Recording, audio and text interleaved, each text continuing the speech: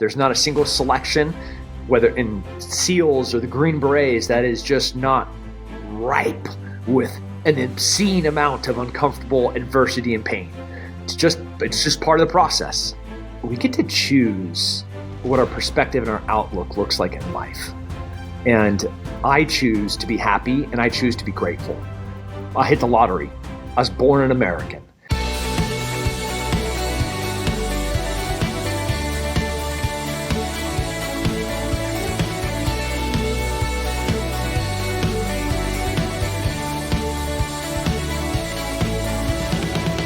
Hi, and welcome to Common Denominator. Today, Moshe speaks with military hero Tim Kennedy. Tim served as a Master Sergeant with the U.S. Army Green Berets and a Special Forces sniper. He's also a New York Times best-selling author, a Brazilian Jiu-Jitsu black belt, a former UFC fighter, and a philanthropist. We'll talk about love for country, warrior mindset, gratitude, and much more. Hi, Tim. Welcome to Common Denominator. And I just want to tell you a fun fact. In over 200 episodes that we've had, you're the first guest to eat a ribeye chips, or anything for that matter, during our taping. It's delicious. Somebody sent me these beefy meat chips. Nope, I have nothing to do with these guys. They just sent me some, and they're freaking delicious. Well, enjoy it. You need a hearty meal during this conversation, so go for it. Yeah, I love it. I boxed this morning, so I'm just trying to get the protein back. In your Instagram bio, it says, quote, "You're unapologetically American." What does that mean? Whew. It's infused in my idea. Obviously, I took an oath to protect the Constitution. If I give you a tour of my office, right, from the cowboy hat to me in Iraq, that's my war wall. That's just a whole bunch of violent things with the American flag and the Texas flag. That's a bison right there.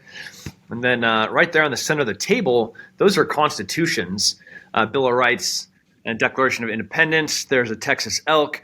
Yeah, from me being at home with my kids to the freedom of being on a motorcycle with no helmet and a bow or a gun on the back as you're cruising through West Texas. It's just this quintessential idea of freedom and sovereignty. So sovereignty is this freedom even further, this extension, the second and third order effects of freedom, which is there's nothing that anyone has, no leverage, no power, no law, no control over me or mine. Leave me alone. I just want to live my life, and I want my kids to grow up to be happy and healthy humans that can give back and serve. And if you get in my way, like you did in 1776, it just doesn't end up well for you. I'm curious kind of where we are as a country, which seems like a pretty big divide. How do we begin to heal? Yeah, I hate that there's everybody focuses on how different or the issues and policies that we have problems with our neighbors. When in fact, I think what I just said about being free and being sovereign and wanting to raise our kids and get along with our neighbors and help and serve, those are very unifying things. Those are things everyone can celebrate, and I want people to live their life, however they choose it to be. My neighbor, if he or she is gay, I'll happily make them a love wins cake for their wedding. I don't care. Just don't tell me what to believe or to think. Just be free, and you be you and I be me, and we all be Americans. We all love each other. And then don't take my money for taxes and spend it on a whole bunch of crap. Also something we can all agree on. Let's get rid of fraud, waste, and abuse so we can fix problems like homelessness and our education system and our broken military and the way that our veterans are treated. But for us to do that, we have to stop just this bleeding outpouring of fraud, waste, and abuse that's currently happening. So there's a lot happening in the government right now. It feels like the news cycle moves very, very quickly, but the government is moving faster than our news cycles right now, which is the first time that has happened in a really long time. The moment you pick up, Twitter X can't even keep up with the amount of changes that are happening from executive orders. Kash Patel is doing this thing. department, director, secretary. It's just like crazy. And I know a lot of it, people are latching on to specific things, but I feel when there's a crisis or a disaster, the first thing that you have to do is triage. You go in and you look at, man, these things are super bad and we have to address this stuff immediately. And if we don't, the rest of the problems may not even be fixable. And I think that our government was in such a sad state of disorder, disrepair, inefficiency, and ineffectiveness that if there wasn't this triage, emergency approach from what I think to be like the Avengers of a cabinet. I love me some Tulsi Gabbard. I love me some RFK Jr. I love me some Pete Hegseth. I love me some Kash Patel. I love that half of these people were former Democrats and are now, on the side of like fighting for the Constitution, fighting for the American people, and fighting for freedom. So I know this was a really long answer to a not a very simple question, but it's like, I just want America to have a chance. I really believe in the idea of this thing, this nebulous idea that is America. One of the things you just mentioned are our veterans. How are we doing as a country with regard to our veterans? Everything that has happened in our government in the past 30, 40 years hasn't really been very efficient, effective, or good. If you look at the VA right now, Doug Collins, the secretary of the VA, he just moved 80,000 employees out of the VA. And around 20 to 30% of those are veterans.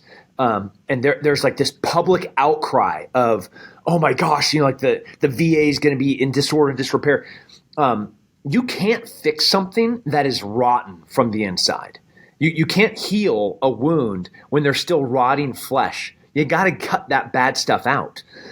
You can't become an efficient, mobile, fast, responsive agency, organization, taking care of the people that you have to take care of when you are slow and burdensome with programs that are ineffective and inefficient, that are mirrored and just slammed with fraud, waste, and abuse. And then there's the misinformation bit where people are just reporting on little portions of what Secretary Collins is doing. So no, we are doing a really, really, really bad job of taking care of our veterans. There are a ton of non-government organizations, a lot of nonprofits, but then we're also spending billions and billions and billions of dollars ineffectively to not really take care of them in the way that they should. From the disability portion of it, to the mental health portion of it, to the access to the available care, all of these things are broken, and they're stripping them down to repair them. You bring a car in to fix it, the transmission's jacked up. First thing you got to do is get in there, get underneath it, and then yank that broken parts out. And we're currently in the yanking the broken parts out phase. Do you personally have PTSD from what you experienced in the military? I mean, nobody has. I think every single human has struggled with trauma. I do not have the monopoly on trauma, and neither do veterans. My wife has experienced trauma. Jenny, right next door here, she has her own trauma. She is in a terrible car. Everybody has trauma. I have had trauma, absolutely. But I have a lot of really great friends and great people and a great community and great habits and great coping mechanisms. I'm really healthy. I eat really clean. I get really good sleep. I have great, relationships with my immediate family. All of these things help with that. And, what I think happens often, not to get philosophical, like our life is this book that's like continually being written. And it just goes on and on and on and on until the final beautiful chapter when that book is finished and we move on to whatever's next. And a lot of times, especially with veterans, we get stuck in one chapter. We maybe just finished this last chapter, which was a deployment or our service. And we did some extraordinary things, and we helped people, and we, protected America's interests, and we were trying to provide security and stability in a region or a country. Maybe we freed them from an oppressor, whatever that thing was. And in the act of that, there are some harsh moments, especially in the military, because war is horrific. Then the next chapter is maybe the healing, or maybe us moving on, or maybe us transitioning and transforming, the metamorphosis of us from a soldier to an entrepreneur. And in that chapter, people get stuck, veterans especially. They focus on this trauma, and the wheels are spinning, but the car's not going anywhere. The engine's getting hotter and hotter and hotter, but it's still not going anywhere. And this is one of the areas that we have failed our veterans, which is to provide mechanisms and resources to get that car moving.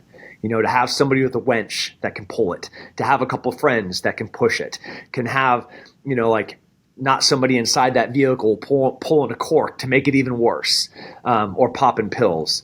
So I know that was a metaphor, an example, but I think it accurately depicts that, sometimes you just need help to get out of the mud and to write that next chapter and to move on. We hear a lot about the big picture of kind of what's going on in, whether it's Afghanistan or Iraq, kind of what's going out there. But I think we need to lean a little bit more into the actual stories. Maybe that'll help. The I wouldn't call them small wins, but the day-to-day things and stories and the camaraderie of the people that are actually serving and the great things that they've done. I think you're totally right. We're also really bad as a community, as a culture, where if somebody comes out and tries to tell their story, the veteran community will descend on them and be like, "Oh yeah, well, you didn't say it the right way," or you misrepresented elements and portions of this.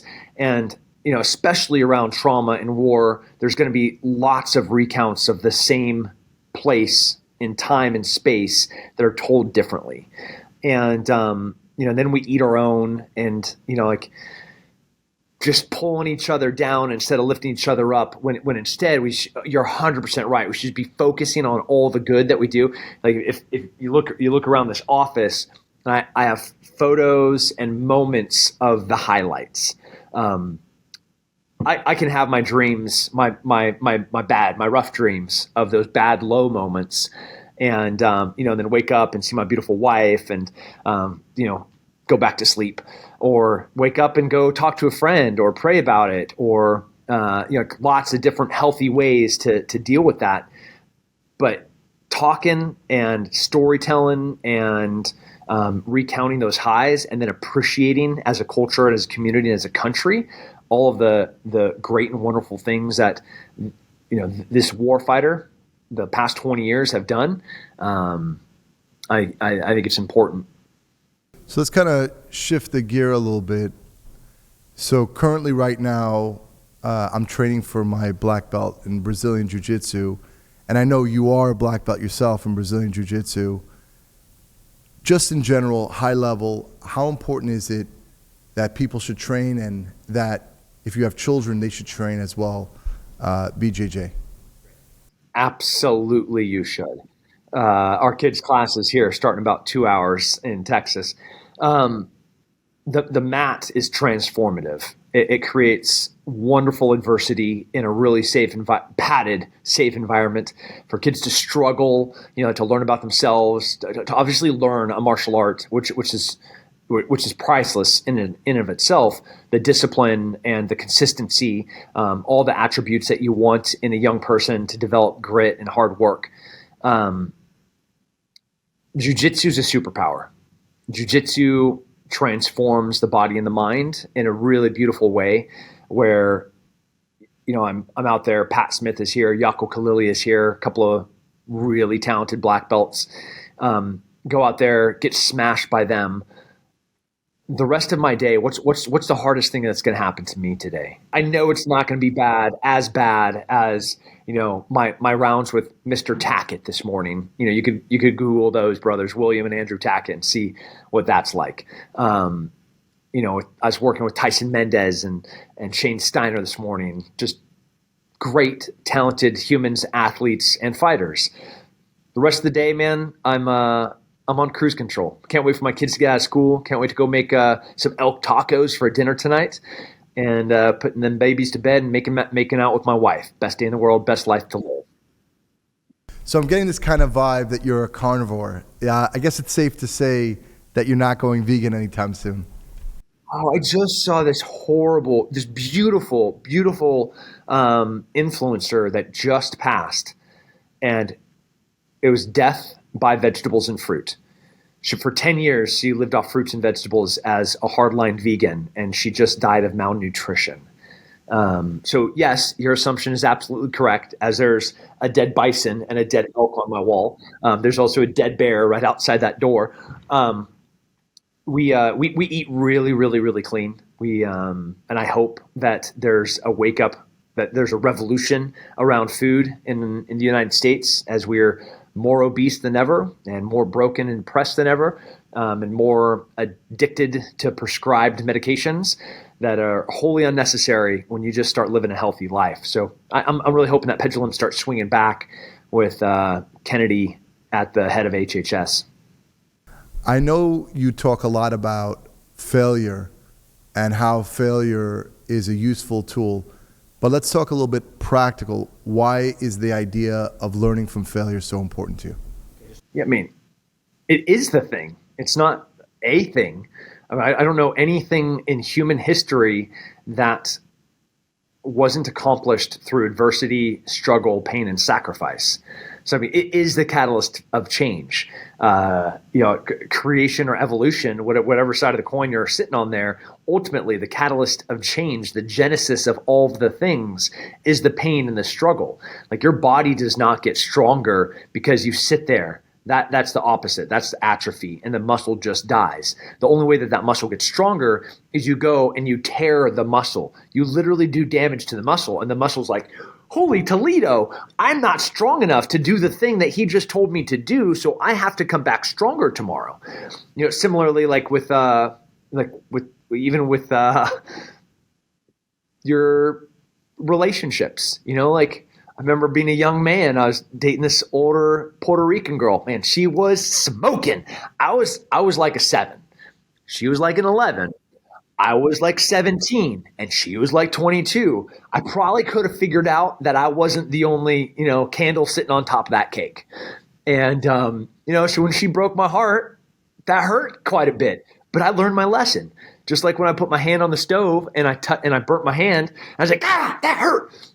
My parents told me not to put my hands on the stove, but I still did it. But ultimately, it was pain that changed and transformed my decisions. It was pain that changed and transformed the way that I would, ultimately look for a relationship. It was pain that forced and changed the trajectory of me as a fighter, the military. There's not a single selection, whether in SEALs or the Green Berets, that is just not ripe with an obscene amount of uncomfortable adversity and pain. It's just part of the process. As a follow-up to that, what is the mental framework? I know in the battlefield, you got to make split decisions. So what does that actually look like, on the ground in the battlefield?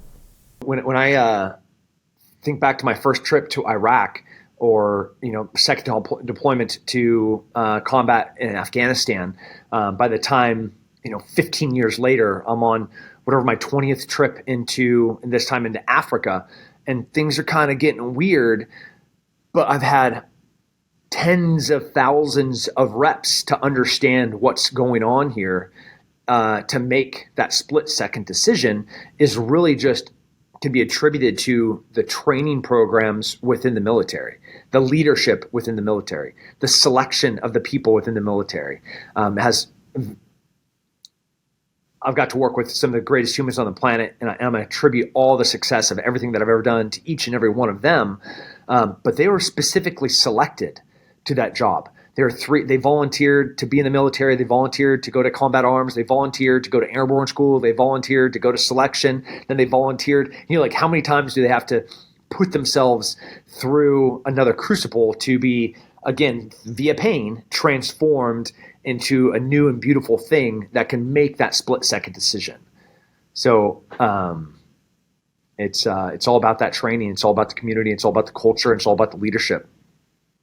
So we ask all our guests this question. What is it to you that you're so grateful for? Oh, that's a great question. And every night that we pray as a family, you can ask my 5-year-old, she will ramble on for 20 minutes about all the things she's grateful for. She's grateful for her friend Eliana. She's grateful for her new little rainbow boots. She's grateful for like the dinner that she had. And it's so sweet, but it's also, we get to choose what our perspective and our outlook looks like in life. And I choose to be happy and I choose to be grateful. I've had plenty of things done dirty to me. I've been embezzled. I've been attacked on the internet. I've had lies and accusations flung at me. And I don't waste a lick of time thinking about those. I'd rather just live in gratitude and gratefulness of the country that I was born in. I hit the lottery. I was born an American. In the most developed moment in human history, where I have a device. I bought this Encyclopedia Britannica, and it was the last printing before the internet. Specifically, I bought it for that reason. And it feels archaic when I pick those books up. And like, this is the collective of human knowledge, obviously like compiled and summarized into tiny little bits. But the amount of information that we just have sitting here on these phones, and we're like more unhappy than we've ever been. We're more obese than we've ever been. We're more divided than almost we've ever been. Like, obviously, we went to war with each other here in the United States over an idea if we can own another person, which is bonkers. So I just, a really long answer again to like, I could not list from, my faith to my family. Like, economy's hard, but I'm super grateful that, I got a truck to drive. I got a motorcycle to ride. I can still go jump out of an airplane for fun, and pay for the lift ticket. It's the fitness, the health of my body.